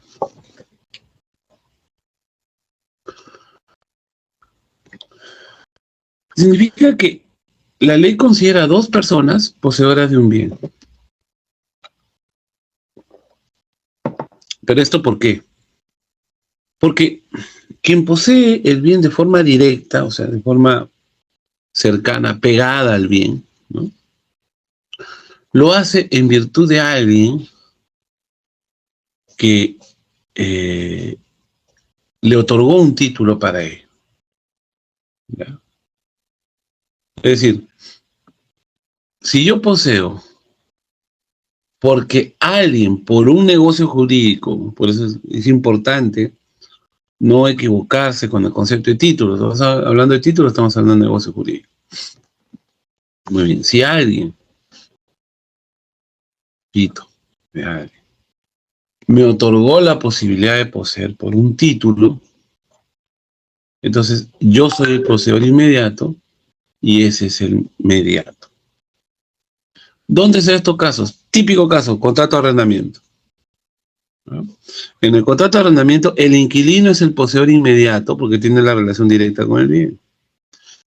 Y el propietario, el arrendador, es el mediato, porque él le otorgó un título al otro para que posea el bien. Es como se conectan por un título, ¿no? Vamos, acá está el propietario y acá está el inquilino, ¿ya? Y esta regla es el título.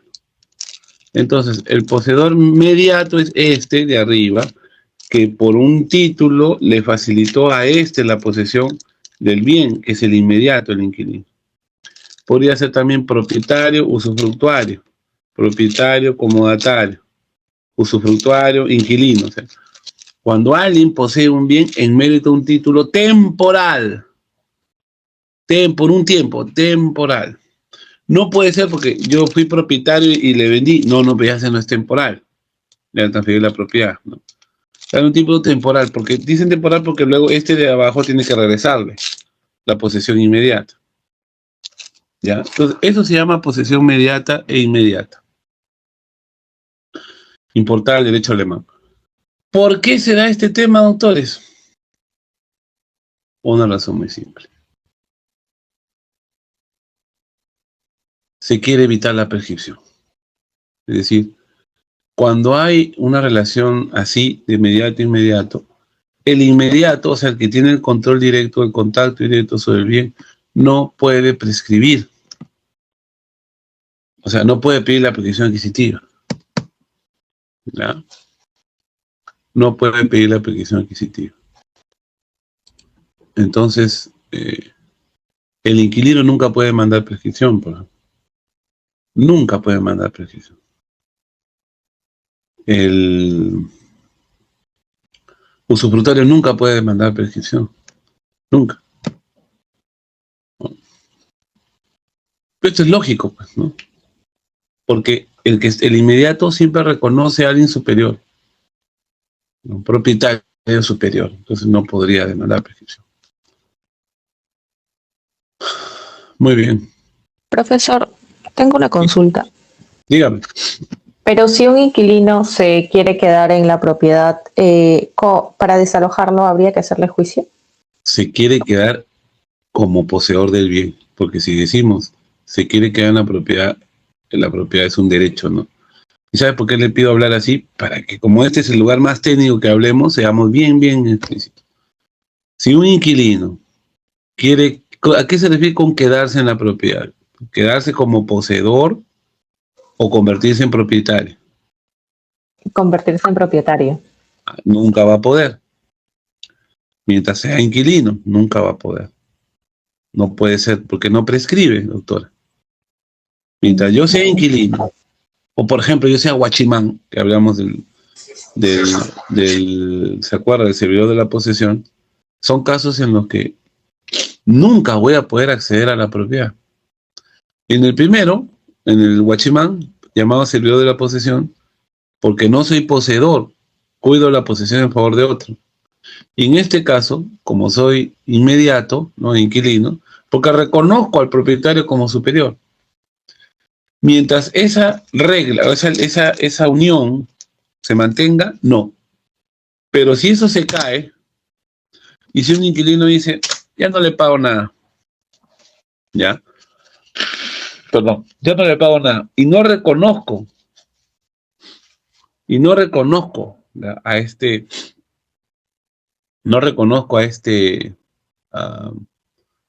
a este propietario, ya me olvido de pagarla. Es más, yo me porto como propietario, ahí cambia la cosa.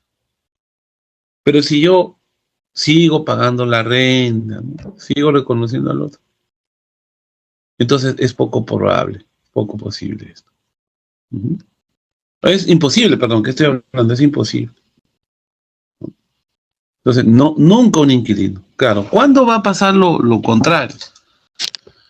Cuando yo haya entrado a poseer como inquilino y me haya quedado y luego cambio la conducta posesoria. No, esos cambios de conducta posesoria evidentemente originan la posibilidad de que alguien, ¿verdad?, se convierta en poseedor inmediato, en propietario, mediante la prescripción. Pero mientras se mantenga esa situación, igual con el guachimán, ¿ustedes se acuerdan? El guachimán estaba vigilando, ¿no? En ese momento, y dice, no, además soy guachimán, lo reconocen documentos, soy vigilante, tal. Pero un día se molesta, se asa, ¿no? Y dice, no, ya me llegó. Y ese día ya deja de portarse como guachimán, se porta como propietario. A partir de ahí ya cambia su situación posesoria, suma sus 10 años y podría convertirse en propietario. Lo mismo el inquilino deja de pagar la renta, ya no le interesa. Ya no tiene pues esa relación de poseedor inmediato, ¿no? Sino que bueno, cambia, ¿no? Ya se viste de malo, ¿no? Y a partir de ahí se cuentan sus 10 años, ¿no? Pero mientras reconoció a otro como propietario superior, no se va a poder. Muy buena su pregunta, doctor. ¿Tiene otra interrogante? No, profesor, eso es todo, gracias. ¿Le quedó claro? Sí, profesor, todo claro. Eso es lo que más me importa. Entonces, esa forma de posesión es importada de Alemania, ¿no? Código civil alemán, ¿lo tengo por acá, creo? Ahí está.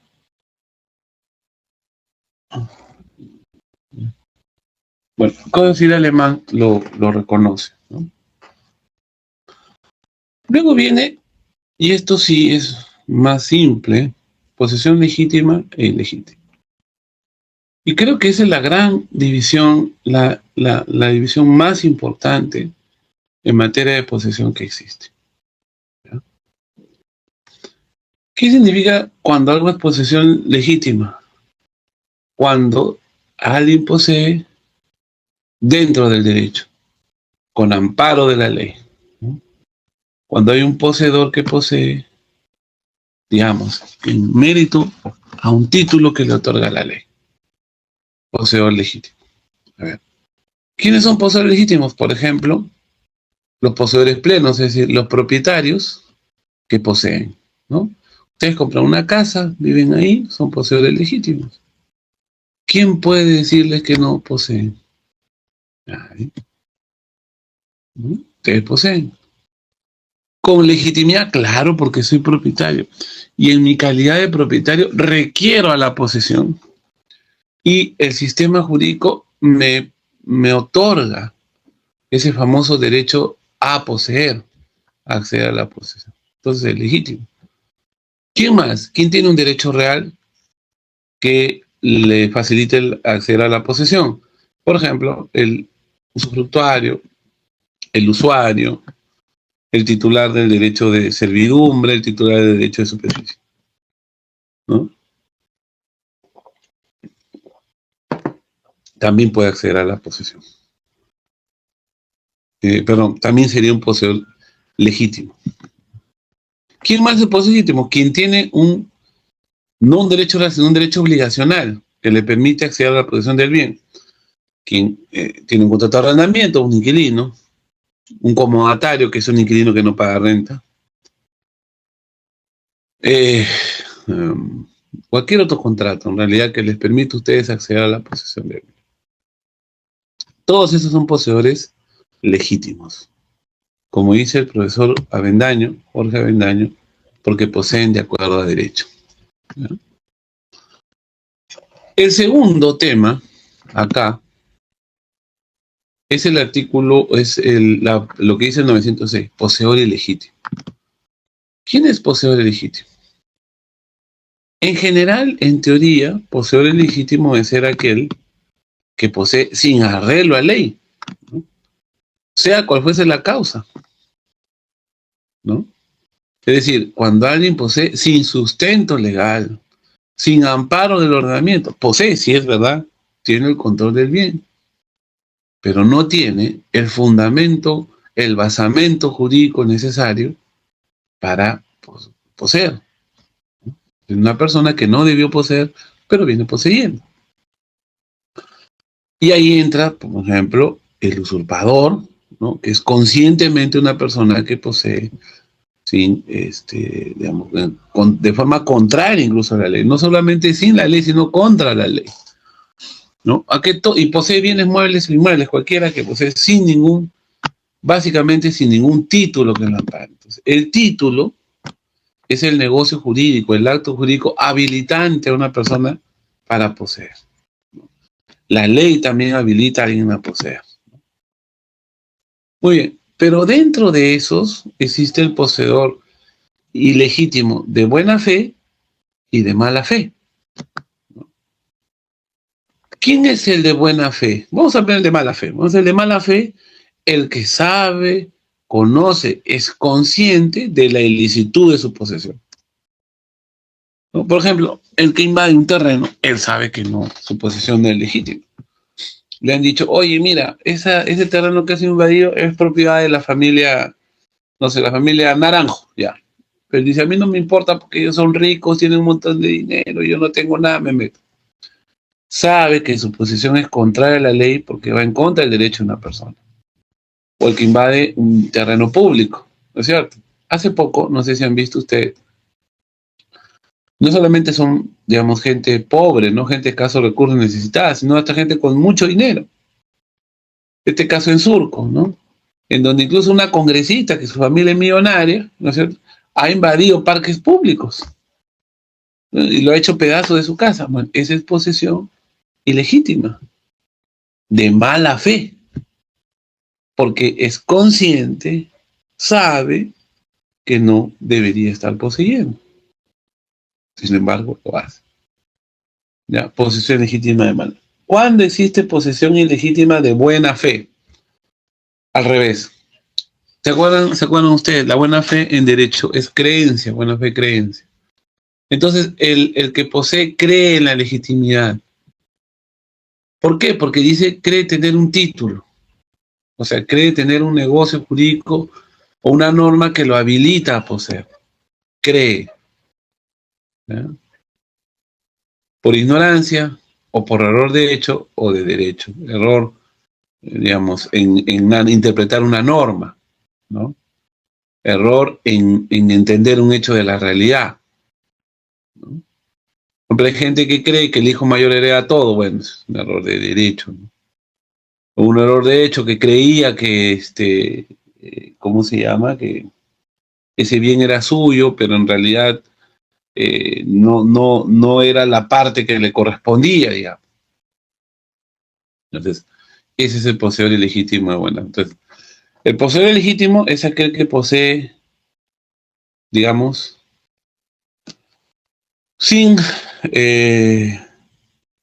es aquel que posee sin amparo de la ley, no tiene sustento su posesión. Ilegítimo. El poseedor legítimo es aquel que posee con amparo de la ley. Ahora, hay ilegítimo de buena fe y hay ilegítimo de mala fe. Ahora, acá hay un problema. El artículo 906 dice, posesión ilegítima de buena fe, dice, la posesión ilegítima de buena fe se da cuando el poseedor cree en su legitimidad por ignorancia o error de hecho o derecho. Dice, sobre el vicio que invalida su título. Ahí está mal. Porque daría la impresión que solo son ilegítimos aquellos que tienen títulos nulos, porque la palabra invalidez es equivalente a nulidad, pero no es así, ¿no? no solamente son títulos nulos, sino también títulos ineficaces, de lo que ya hablamos, ¿no? A ver, por ejemplo, yo creo que alguien es el dueño, hay prueba de que alguien es dueño de una chacra y se la compro, pero esa persona nunca fue propietaria. No es que me engañó, sino que nunca fue propietario. Entonces, esa es una transferencia de un non domini. Por lo tanto, ese no es un título nulo, sino es un título inoponible o ineficaz. Entonces, cuando uno habla de poseedor ilegítimo, en realidad debe decir aquel poseedor que posee de forma contraria a la ley, sin amparo de la misma, ¿no? Sin un derecho surgido legalmente, ¿no? Eso es lo mejor que puede haber. O en el peor de los casos, ya. Quien cree poseer correctamente, pese a que su título es ineficaz en general, ¿no? Ya sea por invalidez o por ineficacia en sentido estricto, ¿ya? Y el 907 te dice hasta cuándo dura la buena fe. O sea, yo puedo saber hoy, ¿no? O ayer, pero pensaba que era ilegítimo ayer, pero resulta que hoy vienen unos abogados y me informan, me entran una carta notarial y me prueban de que yo no soy, pues, no soy un poseedor legítimo, no tengo un título, una ley que me ampare, ¿no? Entonces, ahí dice la ley, el artículo 907. La buena fe dura mientras las circunstancias permitan al poseedor creer que posee legítimamente. Bueno, señor, ya le llegó la carta notarial, entonces usted ya no está en posibilidades de decir, no, yo estoy poseyendo de buena fe, ya no. O en todo caso, hasta que sea citado a juicio, si la demanda resulta fundada, ¿no? Bien importante es esto, porque luego lo vamos a ampliar cuando hablemos de la situación del precario. Lo importante es que el poseedor de buena fe, o sea, el que cree que posee legalmente, pero que en realidad es un poseedor ilícito, o ilegal, o ilegítimo. Estamos hablando de poseedor ilegítimo de buena fe, dice, el poseedor de buena fe hace suyo los frutos, evidentemente. Acá en el 908 debió decir el poseedor ilegítimo, porque obviamente legítimo, obvio que hace suyo los frutos, ¿no? Pero de buena fe hace suyo los frutos. O sea, digamos que poseo de buena fe una chacra, entonces lo que he sembrado lo tomo. En cambio, el poseedor de mala fe, artículo 909, responde de la pérdida o detrimento del bien, aún por casos fortuitos o por fuerza mayor, salvo que éste también se hubiese producido en caso de haber estado en poder de su titular. O sea, acá la ley es un poco más, digamos, menos simpática con el de mala fe. Si el bien se pierde o disminuye su valor, aun cuando sea una causa que no es culpa de él, ¿no? También responde, ¿no? Claro, yo soy poseedor de buena fe de unos vehículos, ¿no? Perdón, de mala fe, ¿no? Prácticamente soy un ladrón de vehículos, tengo 2 camiones, ¿no? Si ese camión se pierde, sufre algún accidente, ¿no? Aún incluso si es un caso fuerte, si le cae un rayo, ¿no? Entonces, él responde porque es de mala fe, pues. Él sabe que no debe poseer el bien y así lo hace. Y por eso el poseedor de mala fe tiene la obligación de entregar los frutos percibidos y si no existen a pagar su valor estimado al tiempo que los percibió o debió percibir. Entonces, miren ustedes, hablemos de los 2 tipos. Primero, poseedor inmediato. Ya saben que el poseedor inmediato está unido por un negocio jurídico.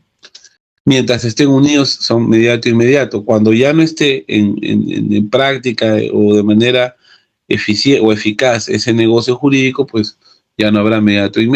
Y luego tenemos la posesión legítima e ilegítima, ¿no es cierto? En la posesión legítima no hay problema, porque es la que se ejerce de acuerdo a la ley por personas que tienen derecho a acceder a la posesión. La posesión ilegítima es el problema, ¿no? ¿Por qué? Porque no tiene amparo legal, ¿no? Es una posesión contraria a la ley. Sin embargo, tiene 2 tipos, de buena fe y de mala fe. El ilegítimo de buena fe es el que cree que posee legalmente, ¿no? Porque tiene un título o una norma que así lo permite o lo sustenta, ¿no? Pero no se da cuenta de que este título en realidad está dentro de una causal de ineficiencia en general, o sea, es nulo o es ineficaz en sentido estricto. Ese es el legítimo. Y la buena fe dura hasta que él se entera, ¿no?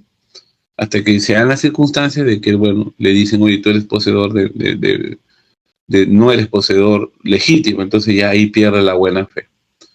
A que de buena fe le dejan percibir los frutos, en cambio al de mala fe lo hacen responsable por el detrimento, la pérdida del bien, incluso si este se pierde por caso fortuito, fuerza mayor, o sea, por causas no imputables a él, incluso debe restituir los frutos percibidos en un artículo 910, ¿no? Y por lo tanto tiene esta responsabilidad, ¿ya? En la siguiente clase vamos a empezar con un gran problema que es la explicación de la posesión precaria y las presunciones y mejoras. ¿Tienen alguna pregunta hasta acá?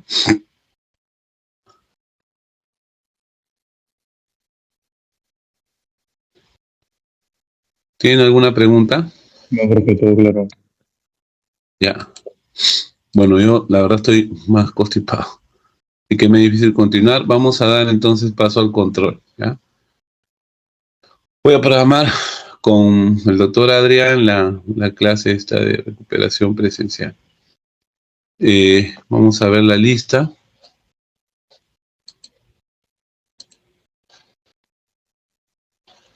Uh-huh.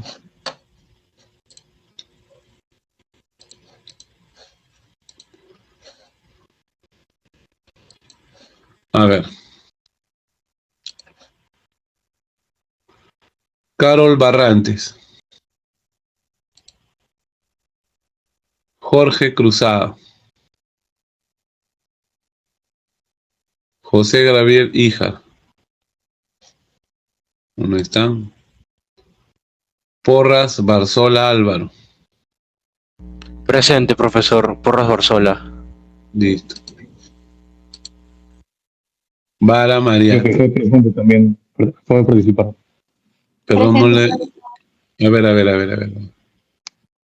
Primero identifíquese, pues. Soy tal. Vamos a ver. Vara Mariana. Presente, profesor. Ahora sí, ya llegó usted. Ya. Vamos a ver. Muy bien. Por última vez. Carol Barrantes. No está. Cruzado Puente, Jorge Sebastián. No está. José Gabriel Natanael, Híjar Hernández. Presente, profesor. Ahora sí. Ya. Usted me dice, soy José Gabriel Híjar. Ah, entonces ya sí. Pero es el presente, ya presente quién, ¿no? Muy bien. Ya están todos. El control es muy corto. Profesor, disculpe. Profesor, Sí. disculpe. No pude. Estaba llamando a los que faltaron. Obvio. Ah, ya, profesor, pensaba que estaba llamando en general. No, Porque pues, me había no se desconecte pues, todavía. A ver, ya. Muy bien. A ver, acá aparece. Jennifer Castro está. Sí, profesor, estoy presente. Ya. A ver, acá. El sistema se ha cruzado un poco. A ver.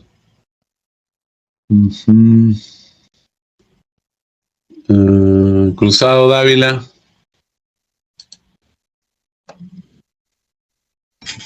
Sí, profesor. Ah, ya, listo. Ya, muy bien. Y acá está Abraham Rojas Atalaya. Ya, Presente, profesor Abraham Rojas. listo. Ya, entonces ya todos los que... Ya, muy bien. El control va a durar 20 minutos, ¿ya? Incluso menos. Vamos a ponerle... Espérense. Son 10 preguntas nada más, ¿ya? Para marcar verdadero o falso. Vamos a comenzar a las... en un 19:43, ¿ya? Y culminaremos 20 con... No, 20:43. No, 20:03, ¿ya? A ver. Y es muy simple, es muy sencillo aparte. Creo que es una oportunidad de que suban sus notas.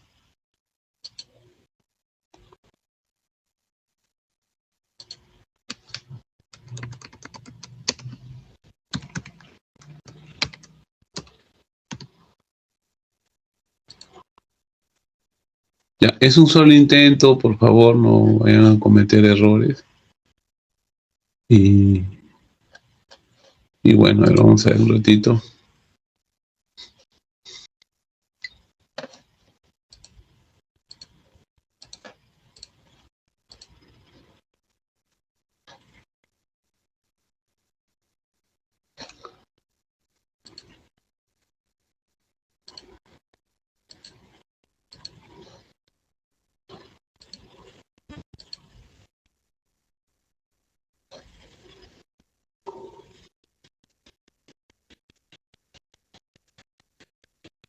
Ujú.